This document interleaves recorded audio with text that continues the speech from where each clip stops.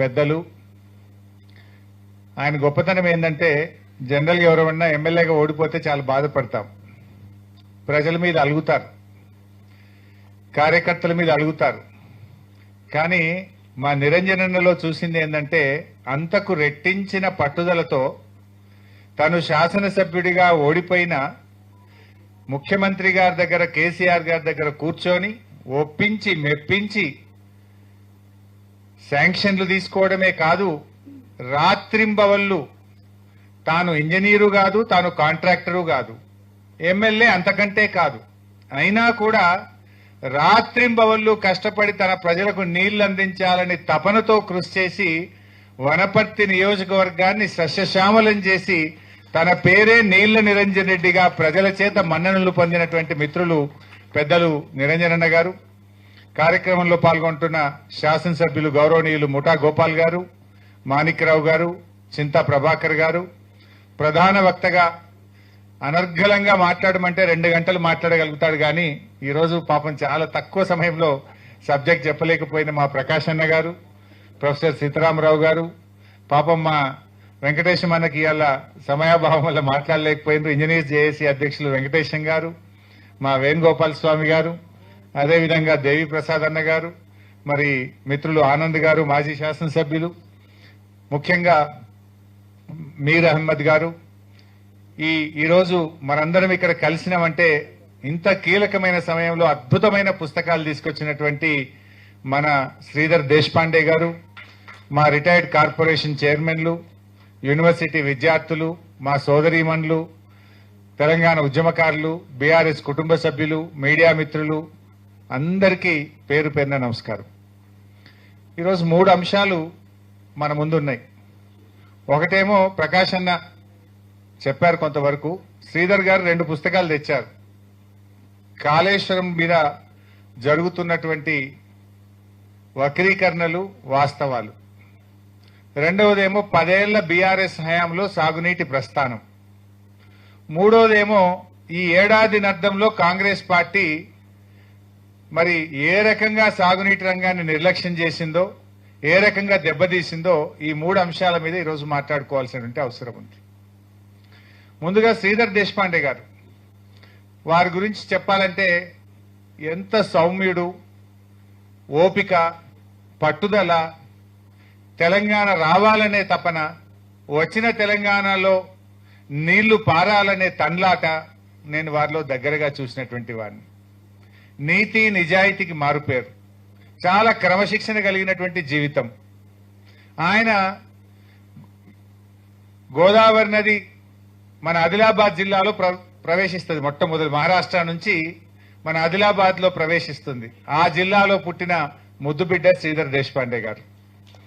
So Deshpande గారు తెచ్చిన 2 పుస్తకాలు కూడా చాలా కీలక దశలో, ఒకవైపు ఎన్డీఎస్ఏ రిపోర్ట్ వచ్చి, ఒకవైపు విజిలెన్స్ రిపోర్ట్ వచ్చి, ఒకవైపు జస్టిస్ ఘోష్ కమిషన్ ముందు కొంతమంది ఉద్దేశపూర్వకంగా రాజకీయమైనటువంటి మాటలు చెప్తూ బయట రాజకీయ ప్రసంగాలు చేస్తున్నటువంటి సమయంలో ఇవాళ నిజాలను బయటపెట్టినారు.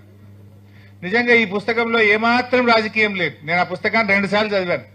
ముందు మాట రాసేటప్పుడు చదివాను, ఈరోజు ఉదయం నుంచి మళ్లీ చదివాను. నీళ్ల మంత్రిగా పనిచేసిన వ్యక్తిగా ఆ పుస్తకంలో 100% నిజాలు, వాస్తవాలు మాత్రమే ఉన్నాయి.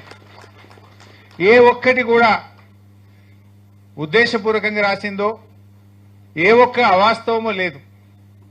నిజంగా ఈరోజు రాష్ట్ర ప్రజల ముందు ఒక అబద్ధాన్ని 100 సార్లు చెప్తే నిజమైద్దన్నట్టు ఈనాటి రాష్ట్ర ప్రభుత్వం గోబల్స్ ప్రచారానికి పాల్పడతా ఉన్నది. ఒక సామెత ఉంటుంది, అబద్ధం నిజం గడప దాటక ముందే అబద్ధం ఊరంతా చుట్టొచ్చిందట.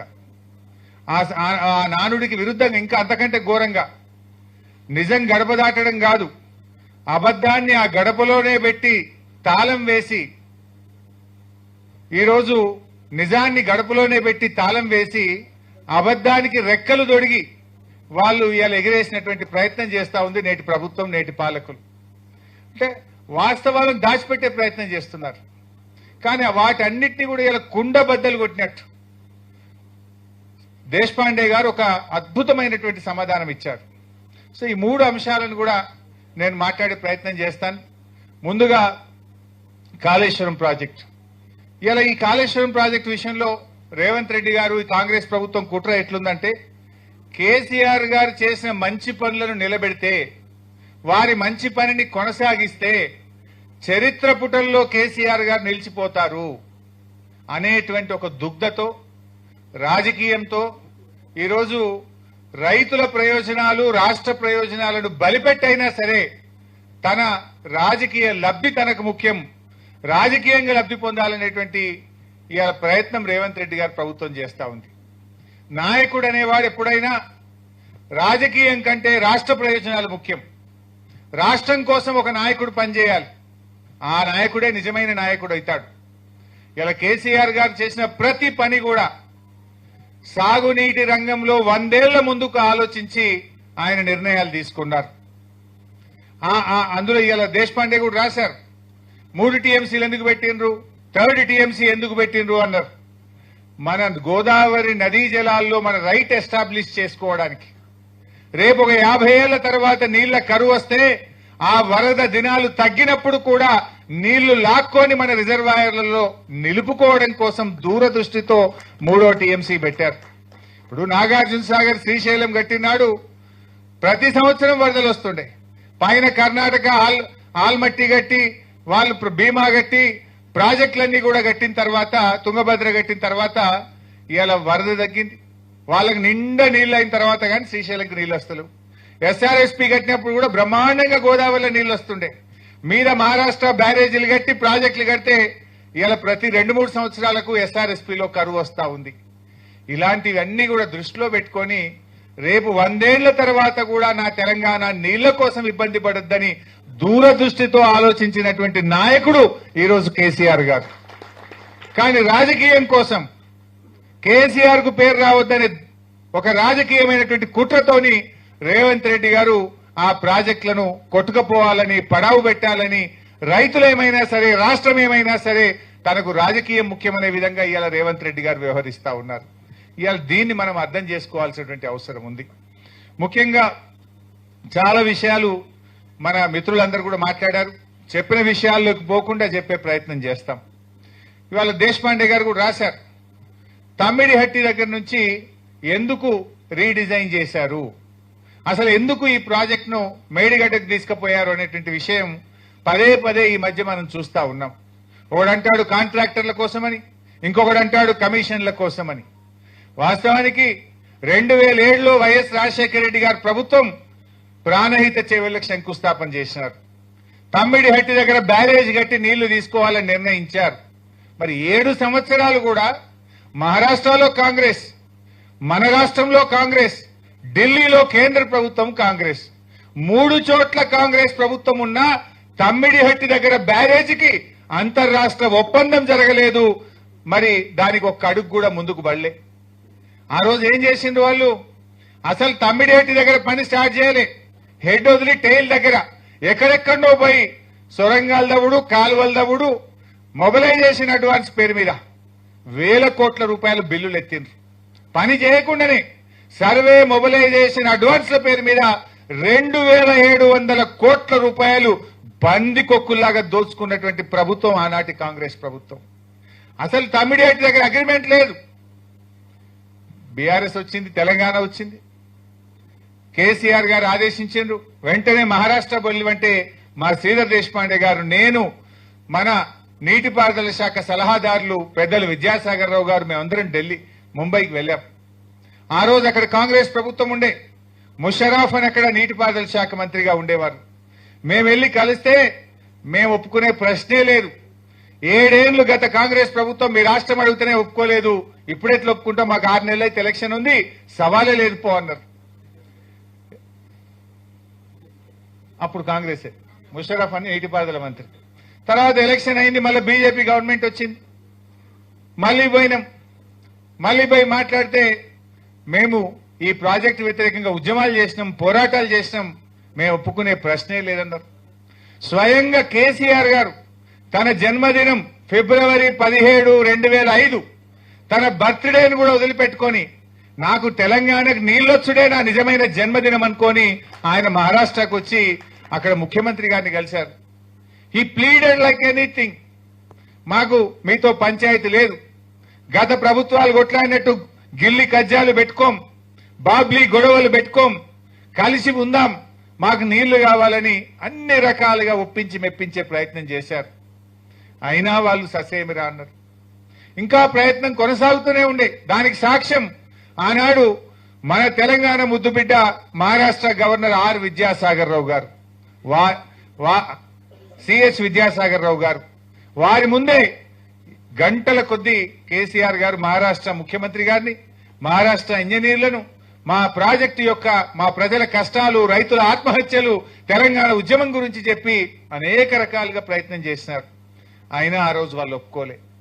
కానీ వాళ్ళు దేశపాండే గారి బుక్ లో కూడా చెప్పారు, ఒకసారి బుక్ ఇయ్యారన్న ఒకటి, దేశపాండే గారి బుక్ లో కూడా చెప్పారు, చాలా స్పష్టంగా చెప్పిండ్రు. అంతలో ఏం జరిగిందంటే మార్చి 2005, అదేవిధంగా ఏప్రిల్ 2005 ఈ బుక్ లో ఆ లెటర్లు కూడా పెట్టారు. మార్చి 2005, ఏప్రిల్ 2005లో కేంద్ర సెంట్రల్ వాటర్ కమిషన్ నుంచి, కేంద్ర జలవనరుల శాఖ నుంచి మీరు అనుకున్న తమ్మిడిహట్టి దగ్గర నీళ్లు లేవు, మీరు 165 టీఎంసీల నీళ్లు ఉన్నాయని అనుకుంటున్నారు, కానీ అందులో పై రాష్ట్రాలకు కేటాయించబడిన 63 టీఎంసీలు కూడా అందులో కలిసి ఉన్నాయి. పై రాష్ట్రాలు తిరిగి ప్రాజెక్టులు కట్టుకుంటే ఆ 63 టీఎంసీలు కిందికి రావు, అక్కడ మీకు ఉండేది 102 మాత్రమే.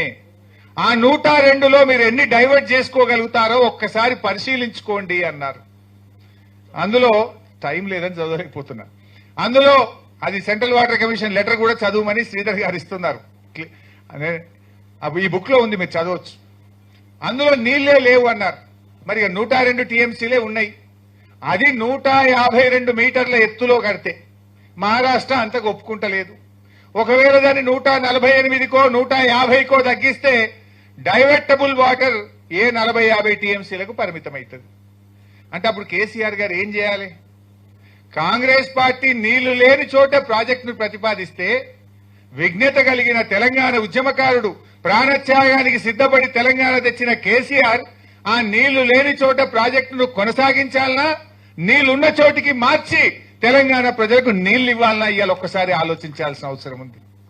ఆయన కేంద్ర ప్రభుత్వానికి చెందిన వ్యాప్కోస్ను పిలిచి మా పరిస్థితి ఇట్లయింది, కేంద్ర ప్రభుత్వ సంస్థ వ్యాప్కోస్, అదేం ప్రైవేట్ ఏజెన్సీ కాదు, ప్రైవేట్ కాంట్రాక్టర్ కాదు, కేంద్ర ప్రభుత్వ సంస్థ వ్యాప్కోస్ కు చెప్పి మా పరిస్థితి ఇట్లయింది, మాకు ప్రత్యామ్నాయం చూపించండి అని అడిగారు. ఆ కేంద్ర ప్రభుత్వ సంస్థ వ్యాప్కోస్ అత్యాధునిక టెక్నాలజీ లైడార్ సర్వేను ఉపయోగించి వాళ్ళు డీటెయిల్డ్ గా స్టడీ చేసి మేడిగడ్డ దగ్గర బ్యారేజ్ కట్టుకోండి, ఇక్కడ 280 టీఎంసీల నీటి లభ్యత ఉంది అని చెప్పారు. అప్పుడు కేసీఆర్ గారు బాగా ఆలోచించి 280 ఉంది అని 160 టీఎంసీలు ఇక్కడ ఉన్నాయనుకుంటే ఆడ ఉన్నదే 102, అందులో డైవర్టబుల్ అంతకంటే తక్కువ అవుతుందని ఇవాళ అక్కడికి మనం మార్చి సెంట్రల్ వాటర్ కమిషన్ కు ప్రతిపాదన పంపితే 240 టీఎంసీల నీళ్లు వాడుకునే విధంగా సిడబ్ల్యూసీ మనకు అనుమతి ఇచ్చింది. ఇది ఎందుకు మారింది? ఇప్పుడు ఎవడన్నా అకల్మన్ కు ఇషారా కాఫీ అన్నట్టు, ఏదో గుడ్డెది చేర్ల పడ్డట్టు, దున్నపోనిందంటే దుడ్డని కట్టేయమన్నట్టు రాజకీయంగా విమర్శలే తప్ప నిజాలు తెలుసుకొని మాట్లాడతలేరు. ఈ బుక్ లో చాలా స్పష్టంగా సెంట్రల్ వాటర్ కమిషన్ లెటర్ ను కూడా దేశపాండే గారు పెట్టారు. తమ్మిడిహట్టి నుంచి ఎందుకు మేడిగడ్డకు మార్చినామంటే నీళ్లు లేవని మనం చెప్పలే, కేంద్ర ప్రభుత్వం చెప్తే మార్చడం జరిగింది. నంబర్ 1. ఇంకా కొంతమంది మూర్ఖులు గ్రావిటీ ద్వారా నీళ్లు వస్తుండే, గ్రావిటీ ద్వారా వస్తుంటే ఉత్తగా లిఫ్ట్ పెట్టిండు, కరెంట్ బిల్లు పెరిగిందని మాట్లాడుతుంటారు. ఇందులో చాలా స్పష్టంగా చెప్పారు దేశపాండే గారు. నేను ఆ రోజు నీటిపారుదల శాఖ మంత్రిగా కూడా ఉన్నాను. తమ్మిడిహట్టి నుంచి ఎల్లంపల్లికి గ్రావిటీ ద్వారా నీళ్లు రావు, అందులో కూడా 42 మీటర్ల లిఫ్ట్ ఉన్నది. ఈ వాస్తవాన్ని దాచిపెట్టి పదే గ్రావిటీ ద్వారా నీళ్లు వస్తుండే మీరు లిఫ్ట్ పెట్టింది అనవసరంగానే ఒక దుష్ప్రచారం చేసిండ్రు. ఆ నిజాలను కూడా ఆధారాలతో సహా దేశపాండే గారి పుస్తకంలో పెట్టారు. రిటైర్డ్ ఇంజనీర్లు వ్యతిరేకించిన విషయం మా అన్నగారు చెప్పింది, నేను దాంట్లోకి బోన్. వాళ్ళు కూడా మేడిగడ్డ కట్టాలన్నారు తప్ప మేడిగడ్డ నుంచి నేరుగా మిడ్ మానేరుకు సాధ్యం కాదు అన్నారు. దాన్ని వక్రీకరించి రేవంత్ రెడ్డి అసెంబ్లీలో మాట్లాడతాడు, నీళ్ల మంత్రి ఉత్తమ్ మాట్లాడతాడు. గోబల్స్ ప్రచారం. ఆ నిజాలను కూడా ఈ పుస్తకంలో పొందుపరిచారు. ఆ లెటర్ ను కూడా ఇందులో పెట్టడం జరిగింది. అదే విధంగా కాస్ట్ పెరిగింది అని కొంతమంది మాట్లాడతారు. మరి పని పెరిగితే కాస్ట్ పెరగదా? ఆయకట్టు పెరిగితే కాస్ట్ పెరగదా? ఇవాళ మీరు ప్రతిపాదించిన ప్రాణహిత చేవెళ్ళ 16 లక్షల ఎకరాలు, కానీ కాళేశ్వరం ప్రాజెక్టు 18,25,000 కొత్త ఆయకట్టు, 18,87,000 ఎకరాల స్థిరీకరణ ఆయకట్టు, రెండు కలిపితే 37 లక్షల ఎకరాలు. మరి ఎక్కడ 16 లక్షలు, ఎక్కడ 37 లక్షల ఎకరాలు? మీరు పెట్టిన రిజర్వాయర్ల సామర్థ్యం 16 టీఎంసీలు అయితే రేపటి భవిష్యత్ అవసరాలను దృష్టిలో పెట్టుకొని 141 టీఎంసీల సామర్థ్యాన్ని కేసీఆర్ గారు మరి పెంచడం జరిగింది. నీకు నిల్వ సామర్థ్యం పెరిగింది, ఆయకట్టు పెరిగింది, అదేవిధంగా భూసేకరణ. ఆనాడు వాళ్ళు ప్రాజెక్టుకు 1000 కోట్ల రూపాయలు భూసేకరణకు పెడితే ఎకరానికి 2 లక్షలు పెట్టే కేసీఆర్ గారు 10 లక్షలు 11 లక్షలకు రైతులకు ఇస్తే భూసేకరణ కాస్టు 1000 నుంచి 6,100 కోట్ల రూపాయలకు పెరిగింది. ఆ రకంగా అనేక విషయాలు. ఆ రోజు ప్రాణహిత చేవెళ్లలో ఒక రోజుకు 1.8 టీఎంసీ మాత్రమే ఎత్తడానికి అవకాశం ఉండే, కానీ దాన్ని 3 టీఎంసీలకు పెంచాం. రేపు భవిష్యత్తులో రైట్ ఎస్టాబ్లిష్ చేయాలి. ఏదో ఓ రోజు గోదావరి ట్రిబ్యునల్ పట్టది, ట్రిబ్యునల్ పట్టే నాటికే మన ప్రాజెక్ట్ అయిపోయి ఉంటే సచ్చినట్టు ఆల్రెడీ ఖర్చు జరిగింది కదా అని నీటి కేటాయింపులు ఉంటాయి. రైట్ ఎస్టాబ్లిష్ చేయాలి, తెలంగాణ జాతి హక్కులు కాపాడాలని చెప్పి దూరదృష్టితో కేసీఆర్ గారు 1.8 టీఎంసీ నుంచి 3 టీఎంసీకి మార్చారు. ఇవన్నీ జరిగితే కాస్ట్ పెరగదా? అయినా మన దేశంలో ఇందులో రాసింది శ్రీధర్ దేశపాండే గారు, ఏ ప్రాజెక్టు కూడా 10 రెట్లు 5 రెట్లు ప్రాజెక్టు కాస్ట్ పెరగకుండా పూర్తయిన ప్రాజెక్టే లేదు ఈ భారతదేశంలో. ఇందులో చాలా స్పష్టంగా పేజ్ నంబర్ 25 లో మీరు చూసినట్టయితే ఏ ప్రాజెక్టుకు ఎన్నెన్ని రెట్లు పెరిగింది అనేది కూడా చాలా స్పష్టంగా వారు చెప్పారు. నాగార్జున సాగర్ ప్రారంభించినాడు 122 కోట్లతో కట్టమన్నారు, అయిపోయే వరకు 1183 కోట్లు అయింది, అంటే 10 రెట్లు పెరిగింది. అదేవిధంగా శ్రీరామ్ సాగర్ 40 కోట్లతో కడతామన్నారు, అయిపోయే నాటికి 4,300 కోట్లయింది, అంటే 100 రెట్లు పెరిగింది. ఇకపోతే జూరాల 70 కోట్లతో కడతామంటే పూర్తయ్యేసరికి 1815 కోట్లయింది. అదేవిధంగా పులిచింతల 565 కోట్లతో కట్టమంటే 1816 కోట్లయింది. ఇట్లా అన్ని ప్రాజెక్టుల వివరాలు ఉన్నాయి, అన్ని కాంగ్రెసే కట్టింది. సో ఏ ప్రాజెక్టు కూడా 10 రెట్లు 5 రెట్లు పెరగకుండా ఇప్పుడు పూర్తి కాలేదు. ఇన్ఫాక్ట్ కాళేశ్వరం ఈ రాష్ట్రంలో కట్టిన అన్ని ప్రాజెక్టుల కంటే అతి తక్కువ పెరుగుదలతో పూర్తయిన project Kaleshwaram project. I'm challenging.